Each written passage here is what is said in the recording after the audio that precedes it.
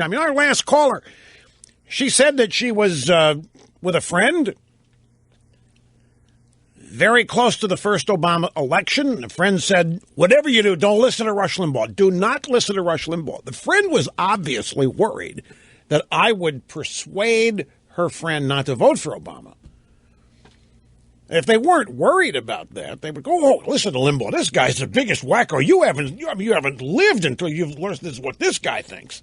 But no, don't listen to Rush. Whatever you do, don't listen to Rush Limbaugh. So she did.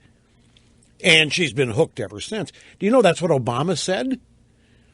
After he was elected, after the immaculation ceremony, he had a meeting with the congressional leadership, both parties, up in the White House. And he looked at John Boehner, and Boehner was here 2 weeks later, confirmed to me this happened. It was reported, but Boehner came down here, we had a chat, he confirmed it.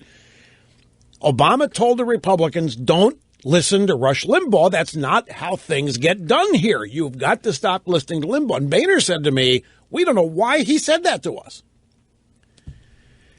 And I looked at him and I said, because what they wanted, they were just hoping that one of you would go out to that bank of microphones outside the White House when you finish the meeting and denounce me. He would have loved that. He had already co-opted a bunch of conservative columnists by having dinner with them at George Will's house. And that's when David Brooks wrote about the crease in Obama's slacks and how that told David Brooks he's going to be a great president.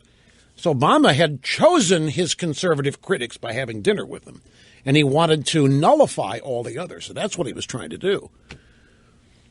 That's a Tom Daschle, Puff Daschle. This is after the 2002 midterms. Tom Daschle was the Senate Majority Leader at the time, the Democrats in the Senate.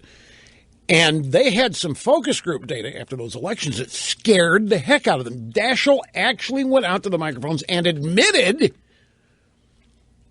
that they were worried because people who listened to me were actually changing their minds. They had believed all this time that everybody listening to this show was a mind-numbed robot, incapable of independent thought, and that we're just doing what I told them to do.